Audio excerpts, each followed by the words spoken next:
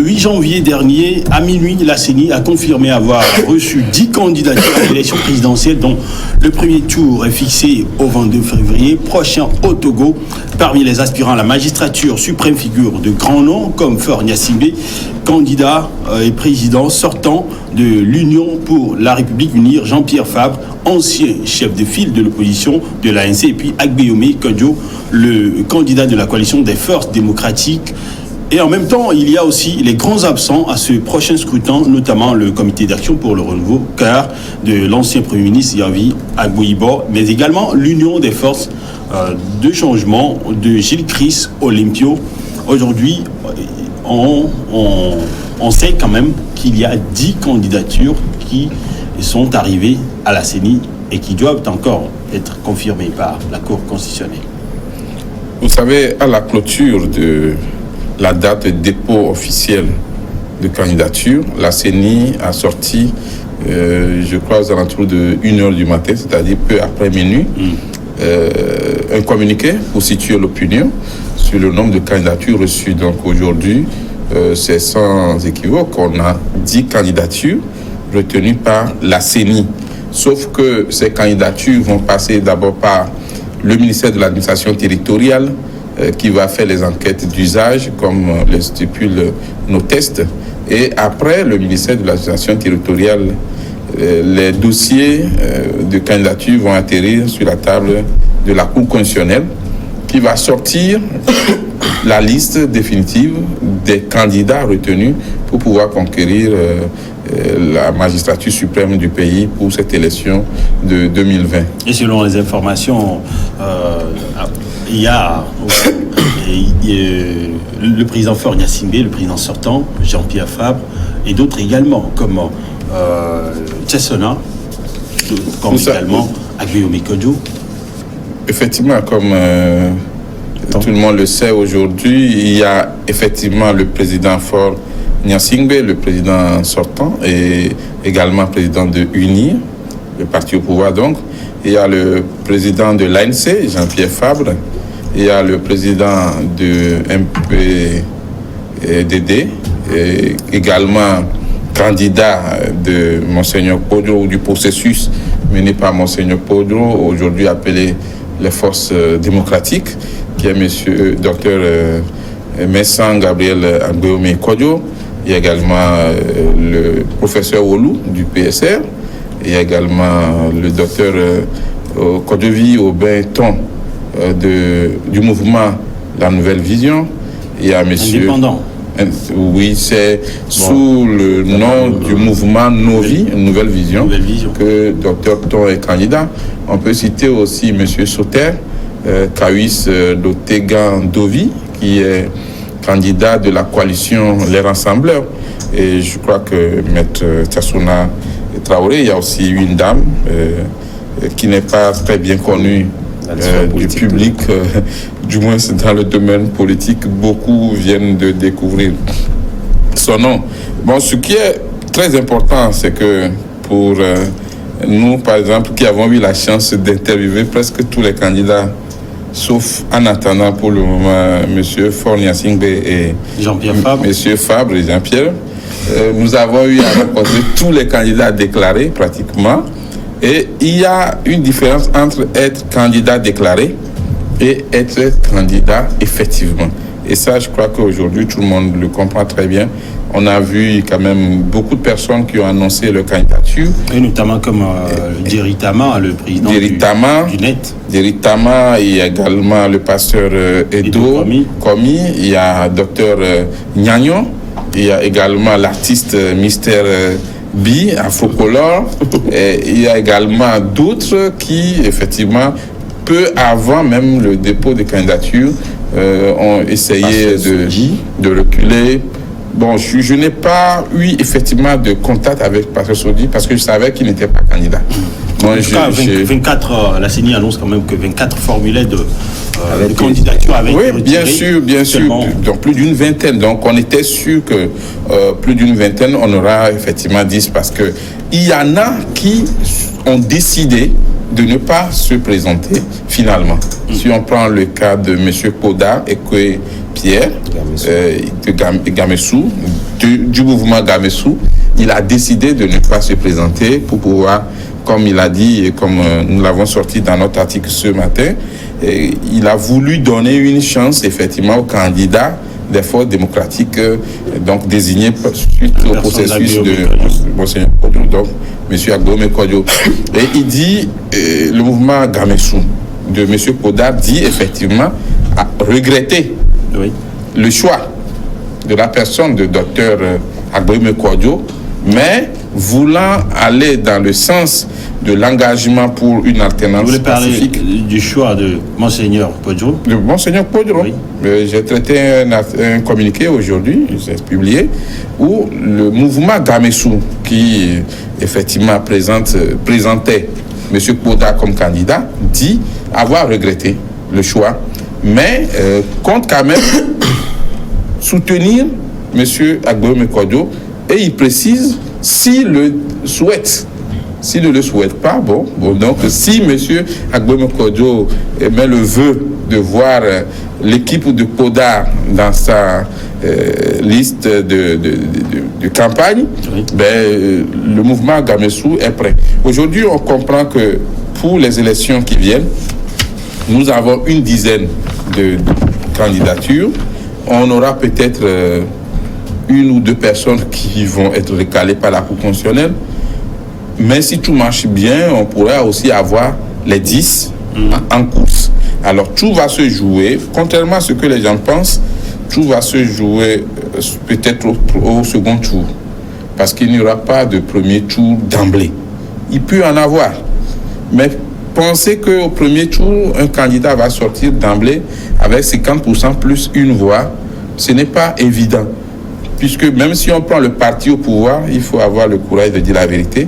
Le parti au pouvoir a perdu trop de temps à jouer au suspense au lieu de dire à la population, voici notre candidat, et de se mettre au travail. Et vous pensez que cela pourrait influencer le succès? Ça va avoir des répercussions sur leur score. Si on prend les partis d'opposition qui ont aujourd'hui des candidats, ils ont perdu du temps à faire des tweets, à faire des choses sur WhatsApp, au lieu d'aller sur le terrain concrètement. Aujourd'hui, allez au fond du pays, vous allez voir que les gens ont du mal à comprendre qu'il y aura effectivement des élections présidentielles. Regardez même sur les médias, on ne sent pas effectivement que des citoyens veulent compétir pour assumer le poste de président de la République. À travers notre média ici, on en parle. Oui, parce que c'est un devoir pour nous, les médias. Mais quelle mobilisation réelle les candidats font sur le terrain? Qu'est-ce qu'on voit comme grande activité? Tout le monde attend peut-être pour commencer le 6 février. Mais ne vous trompez pas, ce n'est pas en 15 jours qu'on va convaincre la population togolaise à voter pour... Les campagnes officielles commencent...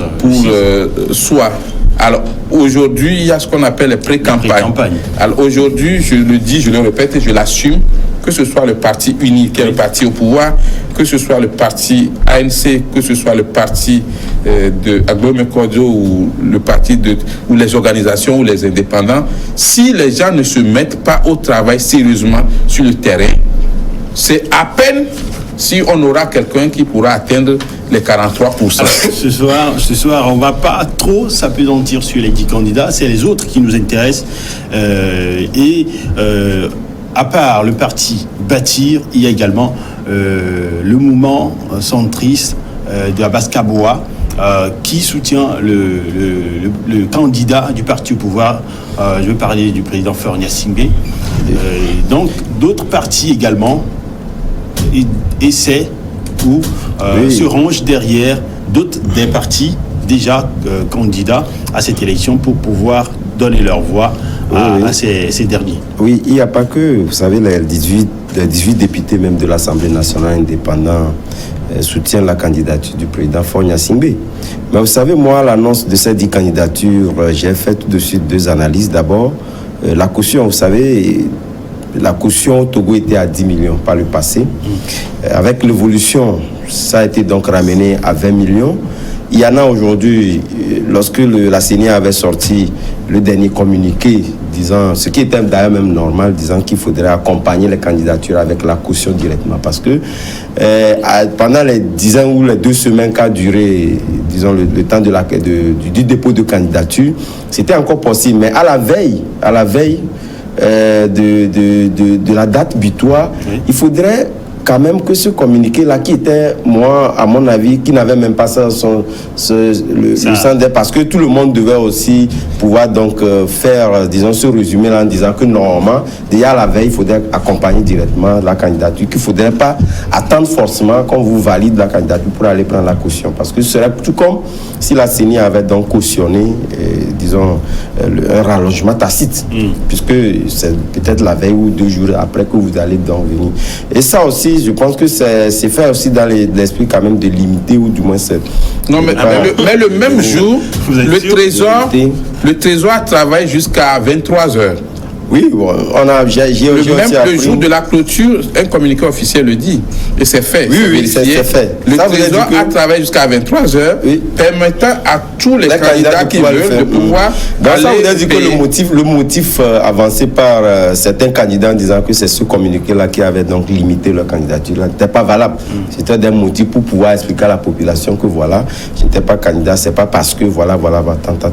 Mais au-delà de ça aussi, je crois que tel que les jeux d'alliance aujourd'hui, lorsque nous prenons surtout la mouvance présidentielle, ou du moins le retard de cette candidature, ou même carrément le retrait de certains à la course, la plupart attendaient que unir la mouvance présidentielle puis désigner son candidat avant de se positionner.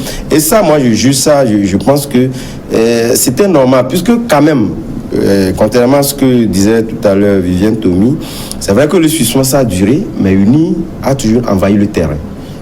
Donc ça voudrait dire que UNI, au-delà du fait que le chef de l'État, que ce soit le chef de l'État qui ne puisse pas, si on admettait qu'il n'était pas candidat, UNI ira travailler à ce que n'importe qui se présentait à ces élections présidentielles-là puisse toujours avoir l'assentiment de sa base.